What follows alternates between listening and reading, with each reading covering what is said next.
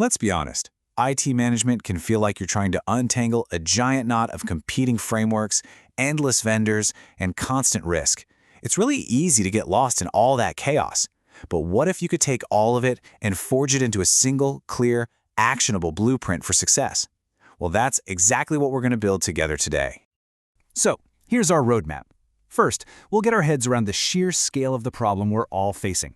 Then, we'll lay down a solid governance framework, piece by piece. After that, we'll get tactical and put risk under a microscope. And we'll finish up by flipping the script on this entire practice and see how to turn risk from a defense into a powerful competitive weapon. To really understand why a unified blueprint is so critical, why it's not just a nice to have, we have to start with the money. And believe me, the numbers are absolutely staggering. Okay, get this. According to Gartner, the worldwide spend on IT services vendors has soared past $1.4 trillion.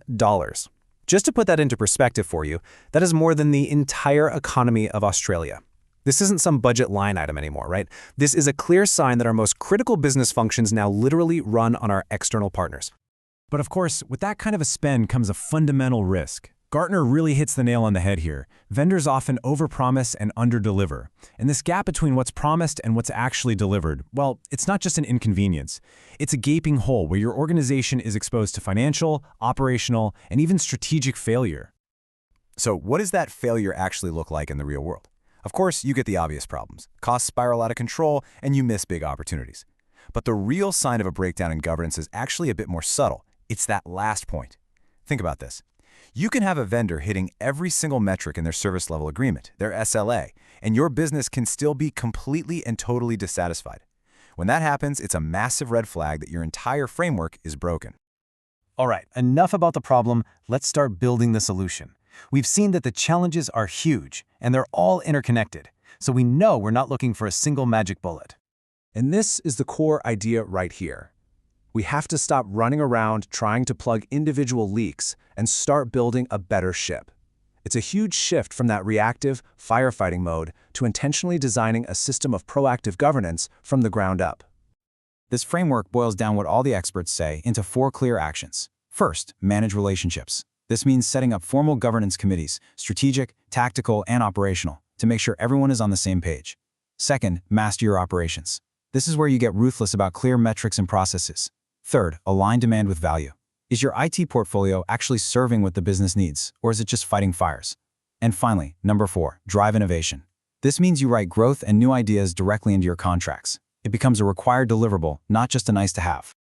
You know, a solid blueprint is useless if you can't see the terrain clearly, and that's exactly why we need to get serious about risk. This is where we shift gears from high-level strategy to what you can do on the ground. To manage risk effectively, we have to be precise with our language. And there are 2 terms that get confused all the time, and that confusion can cripple an organization's ability to act: risk appetite and risk tolerance. Let's nail down the difference right now. Here's probably the simplest way to think about it. Risk appetite is your overall strategy. It's the what. Are we a company that's trying to disrupt a market, or are we focused on stable, predictable growth? That's appetite. Tolerance, on the other hand, is the how much. It puts hard numbers and measurable guardrails on that strategy, telling your teams exactly how far they can push the boundaries. One's the philosophy, the other's the rulebook. Okay, so once you know your what and your how much, then you can finally build a repeatable process. This is how we take risk from this big, abstract, scary idea into something concrete and manageable. This cycle, which is based on a real-world framework from Reynolds American, gives you a playbook you can use again and again. You start by identifying threats. Then you look at the controls you already have in place to find the gaps. From there, you assess the potential impact and you prioritize what you need to fix first. Then you create a response plan, and this is the crucial part. You loop right back around and reevaluate. It's a dynamic, living process, not some report that just gathers dust on a shelf. And the output of that whole process is this: a risk register. This becomes your single source of truth for risk. In fact, research shows that something like 85% of organizations use one of these to document, track, and most importantly, assign accountability. It turns all those abstract fears into concrete, manageable items with names and deadlines attached to them. Now for the final, and I think the most critical piece of our blueprint. And this part isn't about another process or another tool. It's about a fundamental, deep-seated shift in your mindset. Just look at this disconnect here. You've got 84% of boards saying they understand that cyber risk is business risk. But then, only 17%, that's less than 1 in 5, are seeing any real, demonstrable results from all their security investments. So where's all that value going? Well, here's a huge reason for that value gap. For more than half of business leaders, risk management is still seen as a purely defensive cost. It's basically just an insurance policy you pay to prevent bad things from happening. And as long as you see it that way, you will never, ever get real value from it. This quote really captures the entire mindset shift we need to make. The goal is no longer just to avoid threats. It's to find the opportunity that's hidden inside the risk.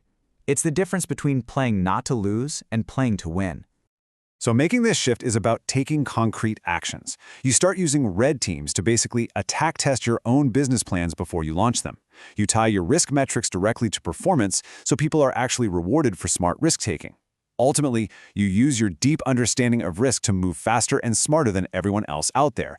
That is how you turn risk management from a shield into a sword. And that's really the ultimate takeaway from our entire blueprint. Building the frameworks and the processes is absolutely essential, but the real transformation happens when you answer this one question. Is risk just a cost you have to bear, or is it the key that's going to unlock your next big win? It's time to decide.